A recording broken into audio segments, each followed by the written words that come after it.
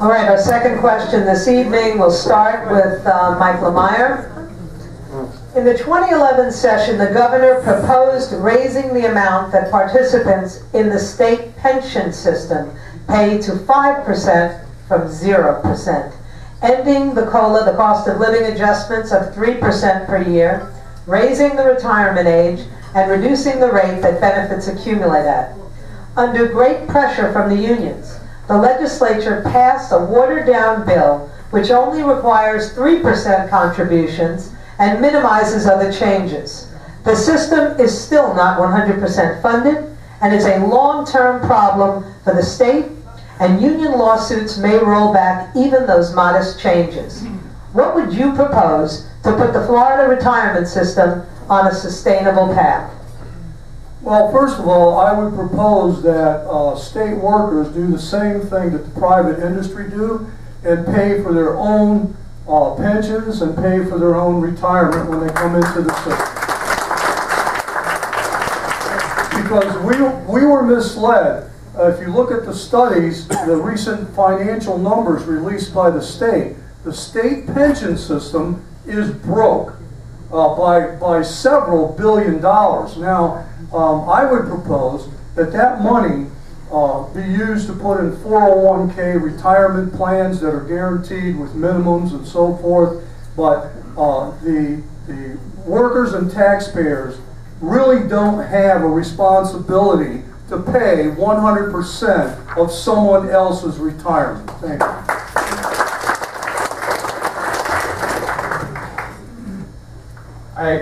I support private accounts.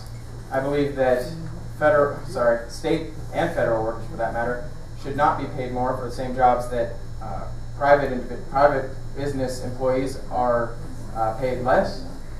I believe that retirements should not be paid by taxpayers, and I do believe that individuals who do work for the state should have the ability to not join government unions. I believe that Florida should remain right to work. If I was running for federal office, I would support federal right to work legislation. And I believe strongly that private accounts will be the way out of this mess with pensions. It is the only way that individuals will be able to choose for themselves the path to retirement. And it's the only way that is consistent with free markets. Thank you.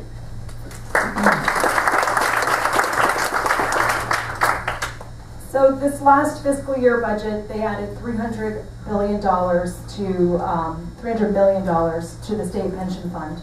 188 million of that went into new funding, and 120 million went into actuarial funding. This was the unfunded portion of this pension fund.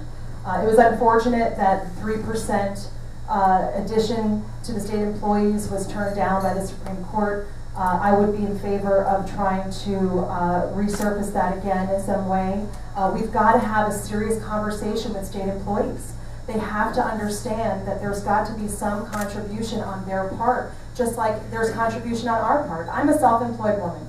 If I don't put away for my retirement, there is no retirement. And so why should my public dollars that go in be paying for someone else's 100% retirement? So we've got to have a serious talk with these people. My hat's off to people who want to do public service and work for the government.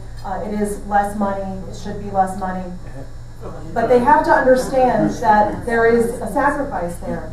And the sacrifice needs to be that contribution. And I don't think that the 3% is a lot to ask when there are those of us in this room that are self-employed and business owners that are not only paying for our employees' pensions, but we're paying for ours as well.